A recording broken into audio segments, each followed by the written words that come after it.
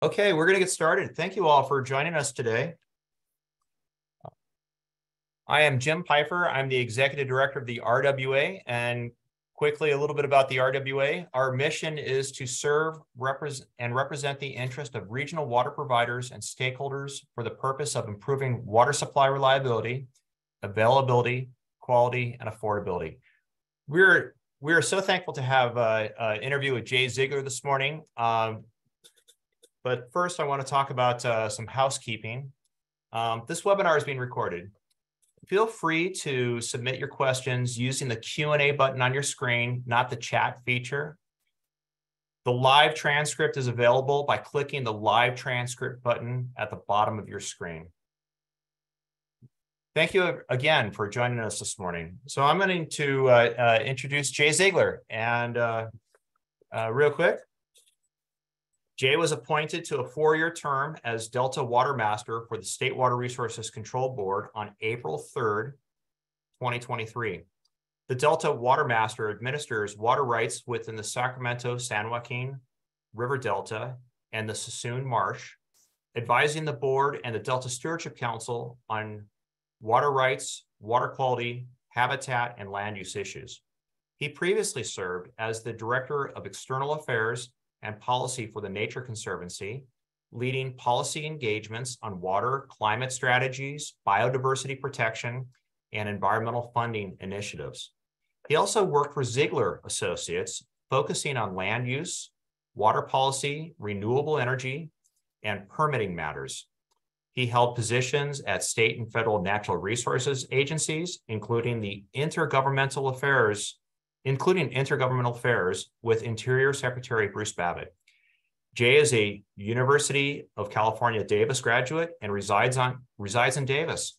Welcome, Jay. And I should also say, go Aggies. Go Eggs, absolutely. Yes. Great to be with you today, Jim. Thank you.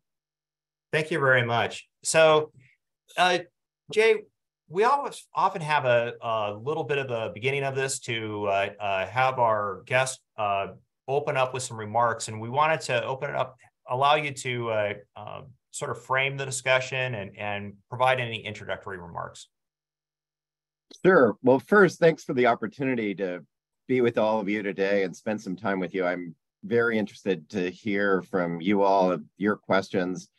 Worked with many of you over the years in water rights, water data, assimilating water data to make better water management decisions, and really try to launch a better science basis for water management in California. I think we all are acutely aware in this year where we're experiencing 315% beyond average, if there is any average year in California, but 315% overall precipitation statewide, approaching 425% in the Southern Sierra, and just these extraordinary conditions that have really given us a pause in thinking about how we manage across drought and how we manage for years like this, sort of the over-recovery years, if you will. And so as someone that has been very involved in water data over the years in the legislature and had the opportunity to work with RWA, many of your partners, it's been really, I think, a great window in thinking of the Delta Watermaster's office in assimilating state-of-the-art information about water use in the Delta, better defining what consumptive use actually is, answering some of the age-old questions about is there illegal diversion in the Delta? If so, where? What's happening there? And then trusting the data, following the data and where it leads us to smarter water management decisions. And that affects upstream partners, I think, absolutely. And I mean this not just in the sense of immediate water management and kind of following the rules and making sure that folks are diverting according to their rights, but also thinking beyond that in the sense of where are the best places for habitat? Where are the best places for multi-benefit flood projects? Where are the best places to think about integration of clean water benefits, habitat benefits, flood benefit all together?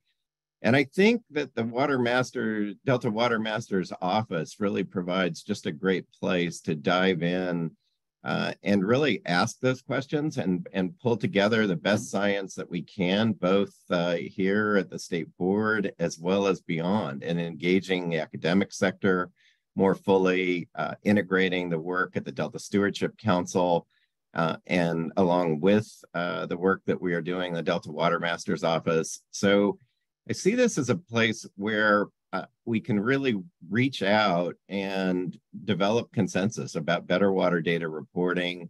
As many of you are aware, the state board is in the process of updating its ERIMS database program to make it a real-time, live, better system that is accessible, easier to report in, and reveals data across all water users about actual water use in a more real-time fashion. That process is the Upward process, or Cal Water's program. And the work that we are doing in the Delta today via OpenET water data reporting, and getting everyone on the same platform, getting everybody involved in actual place of use and water data reporting, is really an exciting module to think about how we bring our in-Delta experience across 2,500 or so water rights holders, make that a really helpful example in moving forward in thinking about the statewide Cal Water's program that will be really about 2 years in development before it's up and running here at the board. But we're excited to be really doing what we're doing. And what I would say humbly is, early in my career, I thought I had the Delta pretty well figured out. And now it's really a great adventure to come back into the Delta and really pull up my sleeves again and think about actual projects and ways that we can define multi-benefit projects and outcomes and better work together better to achieve those outcomes together. And so that's what I'm excited about, and really look forward to hearing from you and the RWA affiliates and members and really digging in on this. So thank you for a chance to have this conversation today, and look forward to engaging with you and things that are on your mind. Well, thanks, Jay. There's a lot in there, let's get started with maybe some fundamentals. So, why was the Delta Watermaster office formed, and who does the Delta Watermaster report to? Yeah, that's a great place to start. So the Delta Watermaster position was formed as part of the Delta Reform Act legislation back in 2009. The position reports jointly to the state board and the Delta Stewardship Council. And so with respect to the state board, the position really is directly involved in administering water rights in the Delta, ensuring that those rights are reported consistent with the law, validating those results on the ground. With respect to the Delta Stewardship Council, the work there incorporates direct involvement in looking at the Delta plan and consistency determinations with actions around the Delta, and ensuring that we are protecting both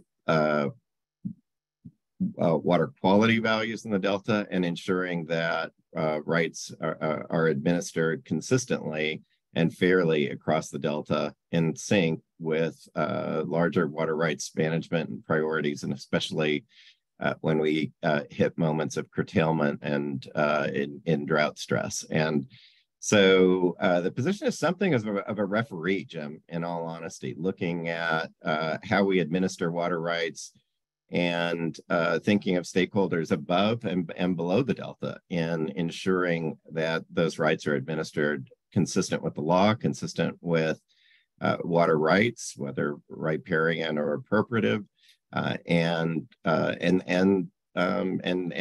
fit the full context of Delta water use and management.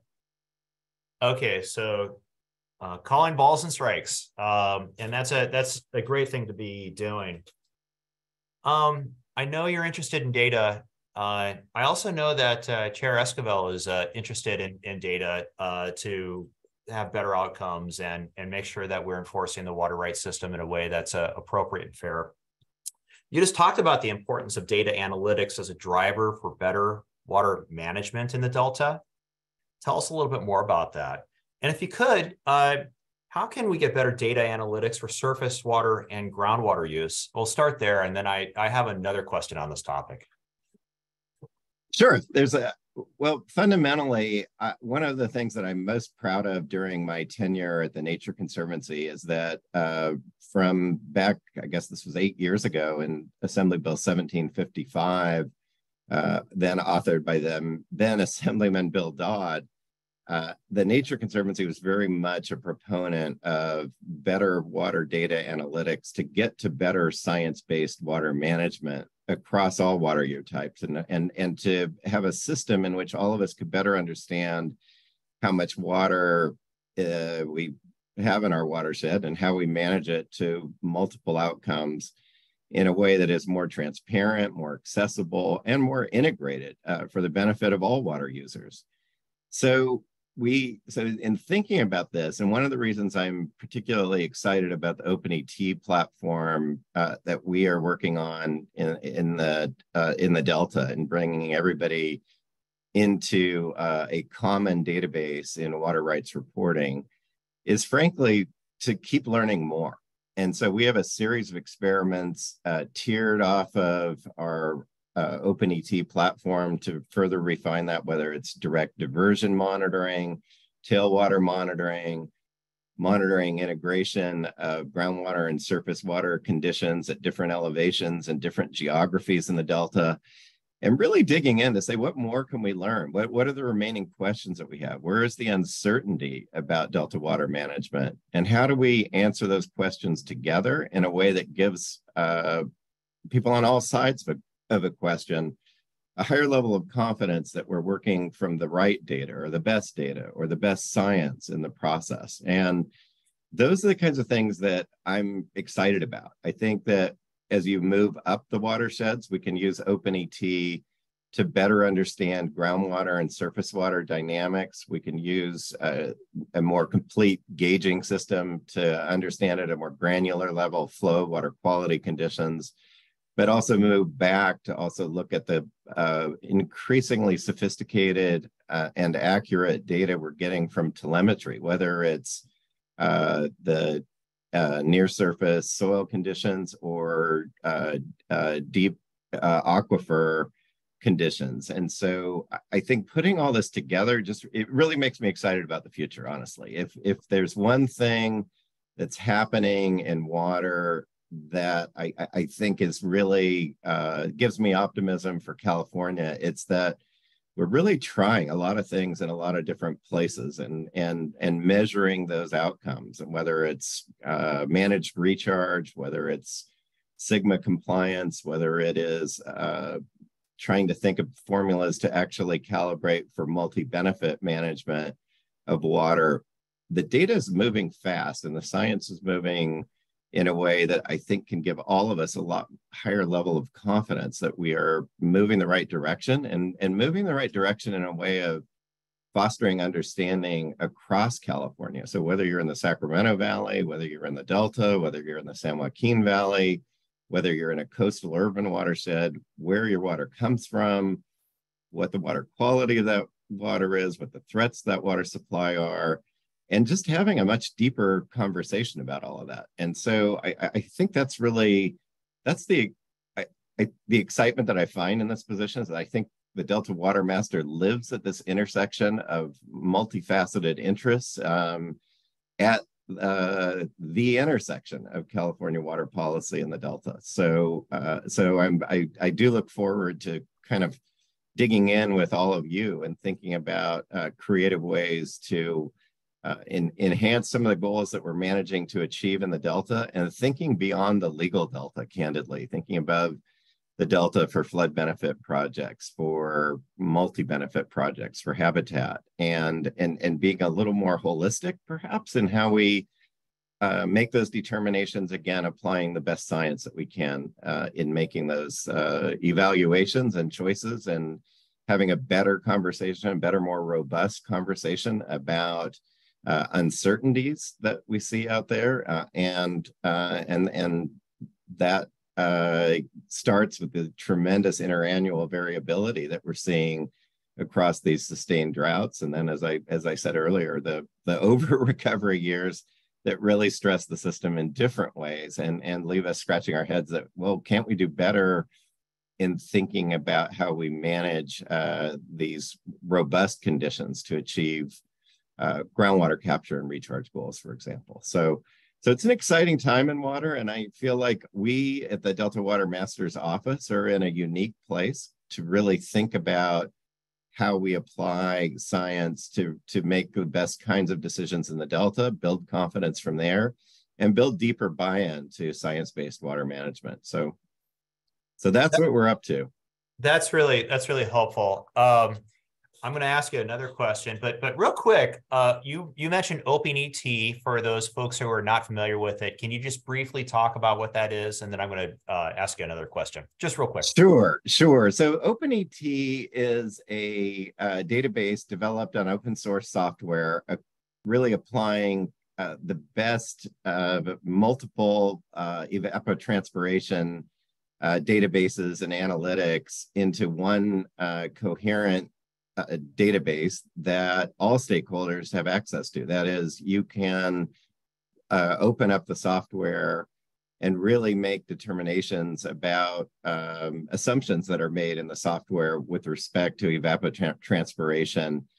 And what it gives us a picture of is tied to an actual place of use and API and integrating into the board's ERIM system is an opportunity to look at actual place of use tied to diversion in measuring water usage based on crop type, based on soil moisture and evaporation, and factoring multiple conditions together, and then putting the analytics together to determine actually how much water was used tied to particular diversions. And so that's so it's really exciting. It leads us to a bigger picture analytical framework that we can all peel the onion and look at the data and the assumptions under the data about consumptive use overall in the Delta, and how we achieve the dual goals of the Delta Reform Act, which is to provide greater water supply reliability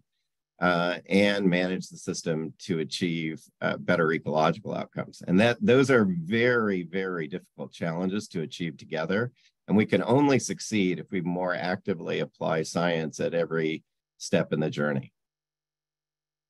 So yeah, I wanted to ask you another question about that. And that is, how can water agencies be helpful in developing that data? How can we be better partners with the Delta Watermaster office?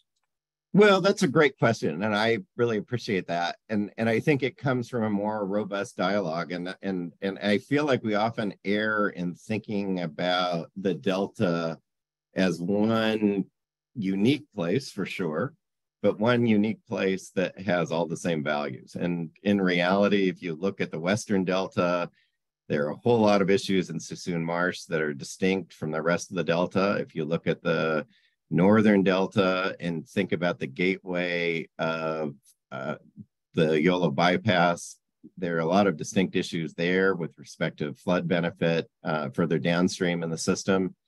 As you go down into the Delta and the Central Delta, you have some deeply subsided areas that provide opportunities to think about alternatives in how we actually approach water budgets in those areas, how we approach the integration of agriculture on deeply subsided lands with bigger values, like reducing the carbon footprint of farming in the Delta, and opportunities for habitat and growing rice and other experimentation that we need to think about in those areas. And then in the Southern Delta, to think more about water quality in a year like this, to think about when we see the San Joaquin running at near flood stage levels up into September, it's pretty crazy. And then think about how we implement the Central Valley Flood Plan in a way that delivers multi-benefit projects. And And I think all of that through the lens of water quality in the Delta, Jim, and just working together to think about how we protect water quality for all beneficial uses of water, for recreation, for fishing, for agriculture, for urban supply, obviously for export at the pumps in terms of both the Central Valley project and the state project. And so the lens I apply to all of this work is really how does it tie to water quality? How are we creating more beneficial water quality conditions in the Delta that we are monitoring and have a level of confidence that we're working to protect? And so I think that's really the lens on the work, Jim. And I feel like that looks different across the Delta, depending upon what the objectives may be. And upstream, and I really applaud RWA for this work. I think thinking of groundwater banking in a strategic way that is not just, we're not talking Sigma compliance, that's got to be a basic, but to really go above and beyond to recognize that the billion acre feet of storage that we have available, a tenfold expansion beyond what we have in surface water storage in the state, is really the future. And I feel like you all are charting that path in a very sophisticated way in thinking about groundwater banking in the region in a way that is really path-breaking for the state. And I think sharing that story becomes critically important. But where I would really like to be involved with you all is thinking about these multi-benefit project outcomes and how through your efforts in protecting water security across multiple water year types and developing a really new, a bigger paradigm for groundwater storage in the system, it's really important. I think that we're working together to achieve those goals, and whether it's North Basin or Central and South Basin, that we're thinking holistically about water budgets, groundwater and surface water together, and how we work interoperably, if you will, in achieving environmental outcomes, water supply outcomes, habitat outcomes, more sustainable land use outcomes, and you know, the opportunities are I think almost new daily, but we need to, I think, prioritize by projects that we can achieve in different subregions of the state. I tend to think that whenever we start to think about solving statewide California water challenges, that we are up against we often find ourselves hitting our heads against a wall that we're in the same space that we were before. But if we break up the region and think creatively about applied solutions that have a local basis of support and buy-in, we do a lot better. And so that's one of the reasons why I'm so excited about the work that you all are doing at RWA. So Jay, I'm going to ask you a question a little bit later on about water bonds and stuff. I know you and I like to chat about that, but let's also talk about water rights for just a second. There's currently a lot of interest in how riparian rights in the Delta are being verified. What is the path for enforcing water rights in an equitable way? And if you could just say, for the audience members who are not familiar with riparian, if you could just speak to what that means, and then if you could talk about the water rights question. Yeah, well, maybe first just to talk about what it means, that riparian rights are maybe even stepping back further to that the history of California is really founded in this principle of applied English common law and first in time, first in right. That often tears off of the senior rights defined by whether you're in the system, recorded into the system pre-1914 or not. And so those are licensed or appropriative rights.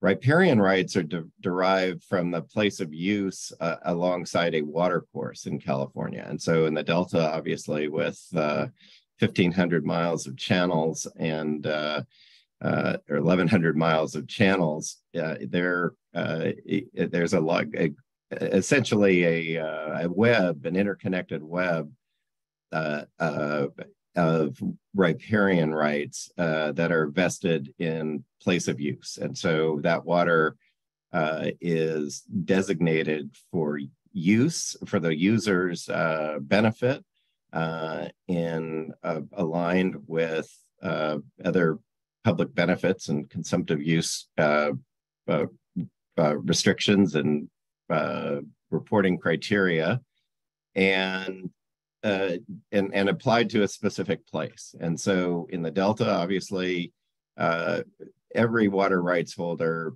because of the uniqueness of this environment, is exercising their riparian rights. And overwhelmingly, most water rights holders, since the Delta was really California's first public works project dating back to the 1840s, 1860s, in reclaiming these islands that all used to be a giant wetland, that we're at this intersection where water users report via both appropriative and riparian rights. And what we're trying to discern through the deltaacp.com OpenET reporting platform is to validate actually how much water is being used. And additionally to that, Jim, is to make it easier for water users to report their riparian use, their appropriative use, in a way that is in one coherent platform, so that we're all looking at the same data, the same system, and better understanding that the rules of the road are being followed, that Delta Water use is consistent with those rights, whether that's riparian in place usage, whether it is use or trading of appropriative rights, and to unpack that in a way that we have greater transparency and understanding about overall water usage, overall consumptive use in the Delta, and what that means across different water year types, because we know that the Delta geography, geomorphology, and soil conditions are very unique in California. So it's complex. It's something that we need to take some time together to unpack. And candidly, I think we are in the Delta Watermaster's office particularly excited about sharing a story of how the user experience in migrating to the OpenET platform, what they're seeing in it, what they're learning from it, and what the state can learn from it, and what remaining questions there are about consumptive use in the Delta and meeting other values. So I think it's, so you asked a relatively simple question, but once you dig into it, there's a lot to unpack with respect to water use. And one of the things is to make sure that people are reporting by their most senior rights so that we can better understand water budgets and with the Delta as an applied example. Thank you. I'm going to move on to drought. So, well, it seems like a lifetime ago, in October 2021, California was facing the potential of a fourth year of extreme drought conditions. From a Delta perspective, can you mention 2 or 3 things that we should be doing now to prepare for that kind of scenario again? Yeah, well, one of the projects I didn't talk about is that we've, the Delta Watermaster's office has been working with Department of Water Resources, the Delta Stewardship Council, Delta Science Program, and Delta Conservancy to stand up a program called the Delta Drought Response Pilot Program. And so last year we had about 33 farmers enrolling some 3,000 acres in projects looking at what would it mean to have negative irrigation practice, that is, use less water than you usually would to grow tomatoes, corn, rice, grapes, whatever that might look like.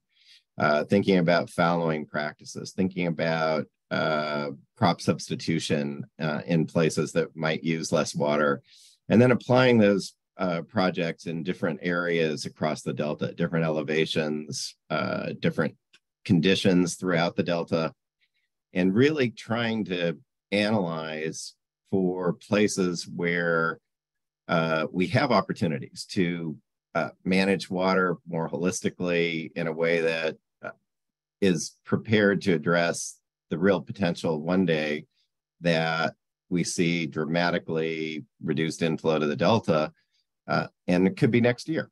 And to prepare for that and to have a more transparent understanding of actual water budgets in the Delta in a year like this, in a year when it's dry, in years when it may be successively dry years. And putting all that together in a way that we can have a more robust conversation about ensuring that relative to other areas of the state, that Delta water users are in sync with water restrictions, curtailments, other actions that may be necessary to ensure that public health and safety values are being met first, and then that we are also just responding to have a long-term plan in managing water across multiple year types. And so I think we're in an era of bold experimentation, I would say, and just asking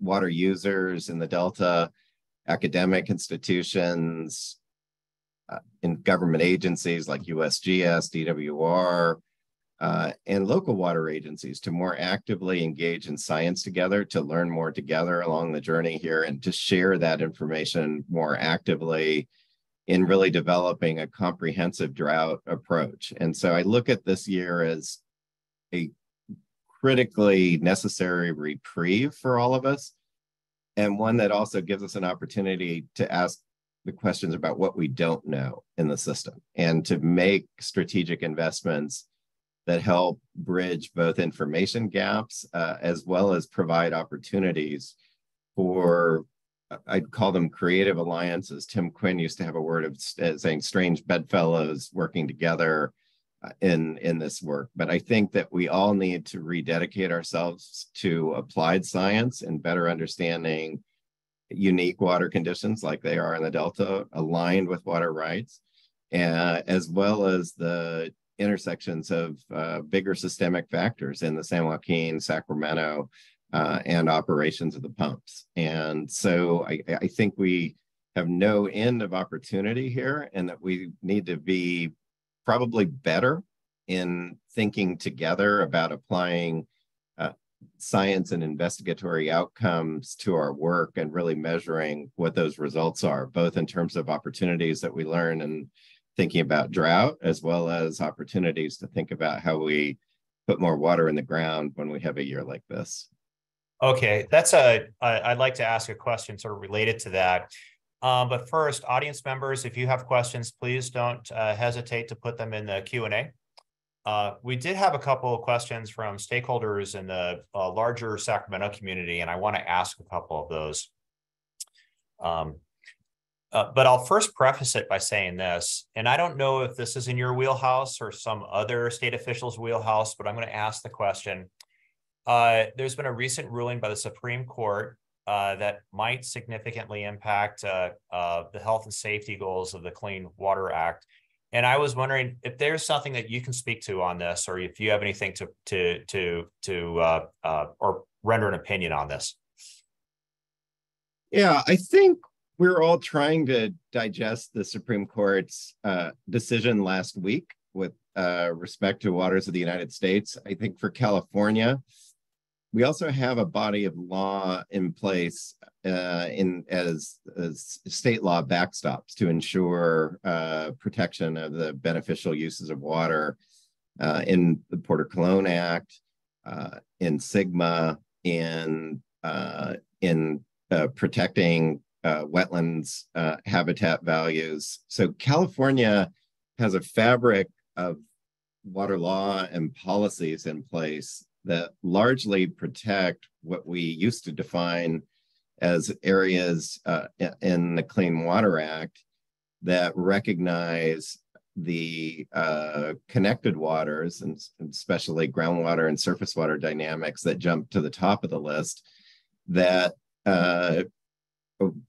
really are in some manner implicated in the court's decision last week. And so I think what I would say fundamentally, Jim, is that we're still unpacking the decision, trying to better discern its implications for California, but that the body of law in California and policies that have been adopted by the board in setting a wetlands policy for California, for example, are really a backstop here to protect the beneficial uses of water.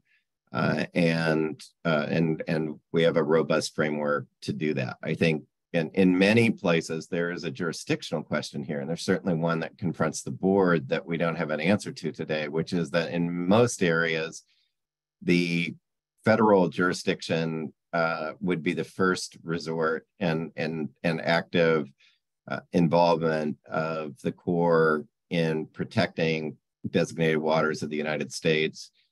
And we have to figure out where that intersection is now. And so, and the state would need to staff up significantly to bridge that gap in jurisdictional or fundamental discernment of public beneficial uses consistent with California law.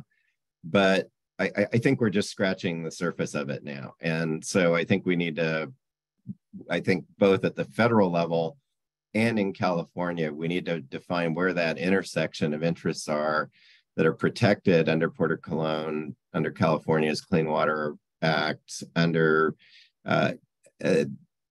authorities to protect wetlands and integrated systems in the state. So I think we're all going to kind of learn more together in interpreting the court's decision over the coming months, and it's important that we have an open dialogue about it. But what I would immediately say is that there's a body of law in California that's unique to protect beneficial uses of water, and that the rules of the road from that perspective, which tiered off of the Federal Clean Water Act, are probably easier to understand here through that lens than it is to just think about a federal decision in other states. And so that may not have those same state requirements in law and regulations. Got it. Okay, so more to come on this, but there already is a body of law in California that helps to answer some of the questions. Jay, I'm going to ask you a question about groundwater recharge programs. This is from a local farmer. This almost might sound like a question that would come from me, but I really like this question. It came in from one of our stakeholders. What new changes and initiatives are being created statewide to prepare for future droughts? And this is in the context of groundwater recharge programs. Yeah, well, I think a number of you may be aware that the state board adopted a policy over a year ago in expediting permitting review for groundwater recharge projects.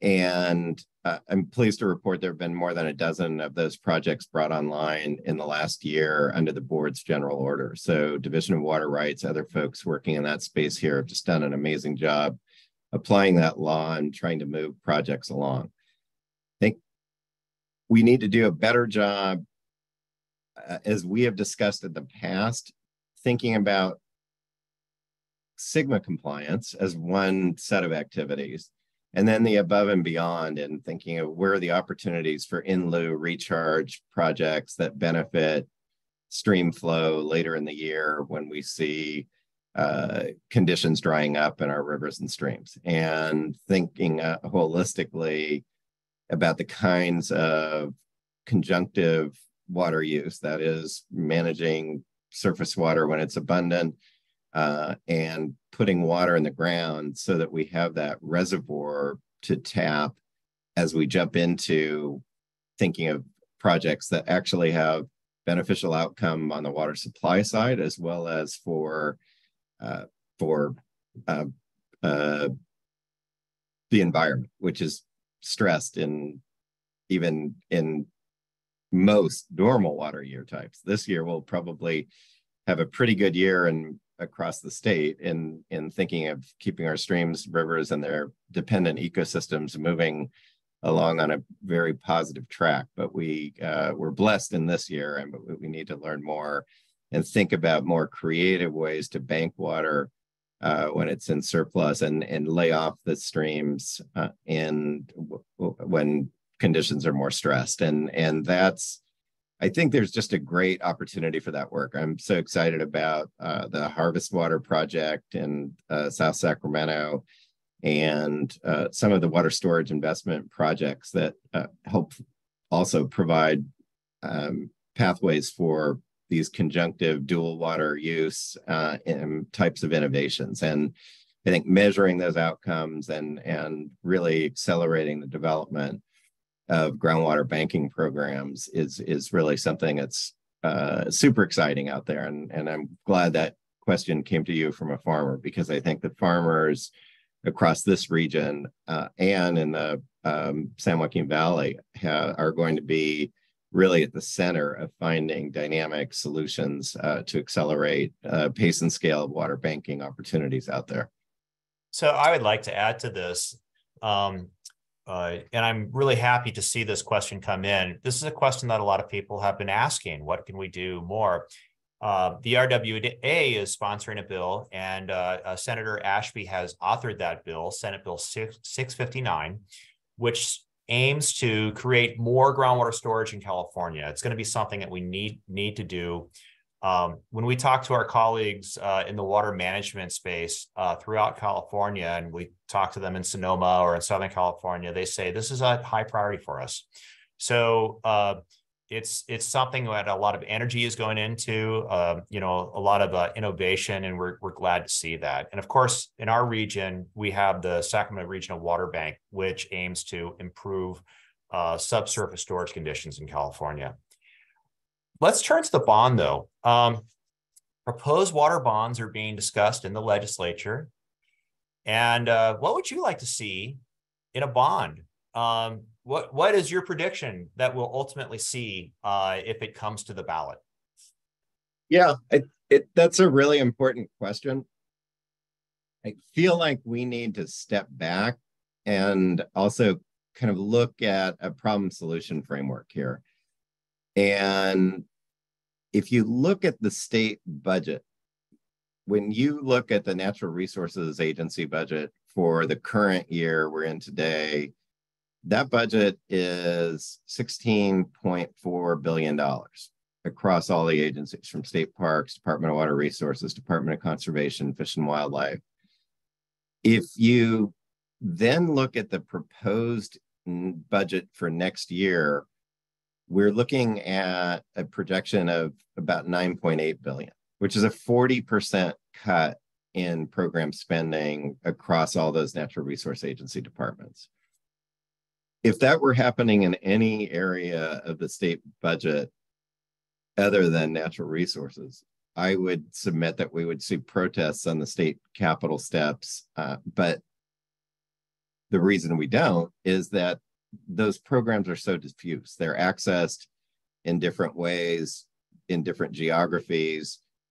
There was some thinking that, well, if the state's budget remained robust, that the governor could make multi-year funding commitments from the general fund to fund projects. I think our reality in California is that so much of the state budget is program spending and in entitlement programs or education. I'm not making a value statement here, but just substantively, well over 80% of the state budget is spoken for in a formula spending approach. And that has, in any downturn year, a crowding out effect on natural resources protection, on natural infrastructure development, on water management infrastructure if it's funded from the general fund. And we simply need a better, more disciplined spending plan. And so what I would call this really is we're on a search together to find a disciplined investment approach. And in developing a bond, we actually develop priorities that have multi-year funding and a consistent project framework that those that has a dollar amount tied to it in investing in specific areas, which are hopefully those areas that are more shovel ready, where we can make real progress in developing regionalized water solutions around the state. And so the way I look at the bond is it is the best formula that we have available today to have a practical, disciplined investment plan aligned with our needs to accelerate the pace and scale of responding to climate challenges. And I would argue that those climate challenges are particularly immediate as we think about the last 15 years in California and this really sustained drought period that you all have managed through, that we've managed through together, and how we set up tools to actually make progress in defining better regional water management solutions and investing in those programs in a more predictable way. And that's the way I look at a bond. And so that, in a sense, so it gives you your question that am I optimistic or pessimistic? I'm optimistic about it. I think that generally this is a moment where there's a lot happening around the state, and that there is a portfolio of projects that make sense across most regions, and that we should look at a bond as an investment framework to fund those projects that can make a demonstrable difference in responding to water management challenges. And whether your interest is the environment or habitat, whether it's sustainable water supply, whether it's smart storage, especially groundwater storage, how we facilitate and expedite those kinds of projects to bring confidence to strategies that generally have to have multiple funders. So there has to be a local funding base. There has to be, in many cases, a federal funding component brought into projects to bring them online. But a more reliable state investment can be a foundational part of really finding better, more effective solutions that also bring everybody along, and thinking of funding multi-benefit kinds of projects.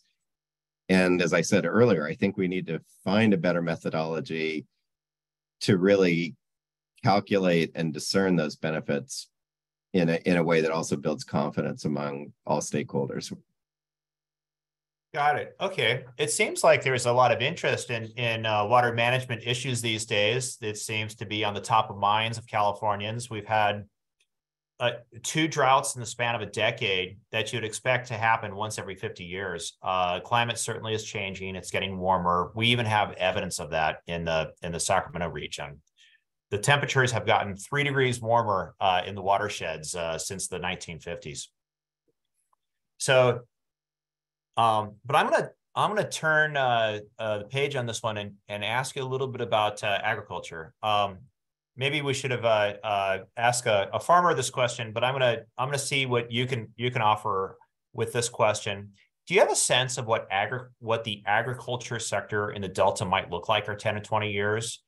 Is it sustainable in its current form? I suppose some of these things are answered by the market, right? But I don't know if you have any insight on what might happen in the future. I wouldn't say I have a reliable crystal ball, but I would say what I think it starts to look like is that we see crop shifting. I think we see some land that is produced, that is in corn production, the largest acreage area by far in thinking about commodities in the Delta is planted in corn, and especially in deeply subsided areas in the Central and South Delta. I think you see more farmers moving from corn to rice. I think you also see a mosaic in deeply subsided areas where there are programs to develop wetland habitat. And I think the Nature Conservancy has pioneered sort of a mix of those solutions at Staten Island that's worth a look at. I think that's a bit of a window on the future. 10 years ago, for example, nobody was really talking about growing rice at scale in the Delta. And honestly, as temperature shifts have become more abundantly clear in the Delta growing season that there are opportunities for rice where people didn't talk about that a decade ago. So it is, I like your decadal time scale. I would also say it's important to think about the Delta as a really unique place, and one that fundamentally came into being as we know it today in the gold rush era, but one that is not, again, just we don't have one uniform Delta. We have unique conditions in the Western Delta as compared to the South Delta. And I think we need to all take time to understand those conditions. And so I would submit to you that the Delta is going to look a lot the same a decade from now, with a lot of the same bigger land use patterns, but with crop shifting experiments, thinking about climate vulnerabilities, thinking about subsidence, thinking about how to reduce the loss of peat soils. But that overall, the Delta is a place with incredible access to water. It is virtually the heart of California as you think about water, as you look at the Delta in a configuration. It's not hard to imagine a heart with the arteries and stemming out from it and into it that keep us all alive and growing. And I'm bullish that the picture of agriculture that we see in the Delta today is something that is likely to be its future. And I think that there is a recognition that those values are particularly important and appropriate. I think we can also do a better job in thinking of how we respond to localized water quality threats. We haven't talked much about harmful algal blooms, but there was an alarming increase in harmful algal blooms throughout the Delta during the drought. I think we need to look at those issues and how we better address circulation and water quality in those areas to reduce harmful algal blooms as an indicator of water quality. There are bigger issues along the way in protecting the values of water quality, to be sure, in a more holistic sense.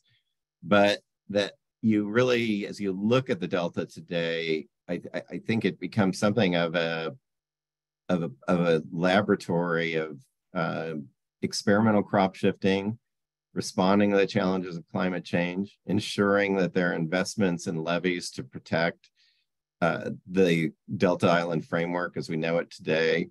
And then thinking about solutions in the Southern Delta, especially where there may need to be sustained dredging programs to protect water quality issues. And we need to do a lot of localized experimentation, again, with climate change in mind and thinking about what the future looks like. But that isn't a bold prediction for what the Delta is going to look like in 10 years, but I think it will be largely consistent with the Delta you see today, though it is very climate threatened with respect to flood threat, and especially in thinking of the deeply subsided islands in the Delta that we need to constantly be paying attention to. But short answer, I guess, Jim, is that it's really all tied together as we think about land use and water use and how to actually share information about how we're protecting these incredible places of culture and resilience and resonance and farming and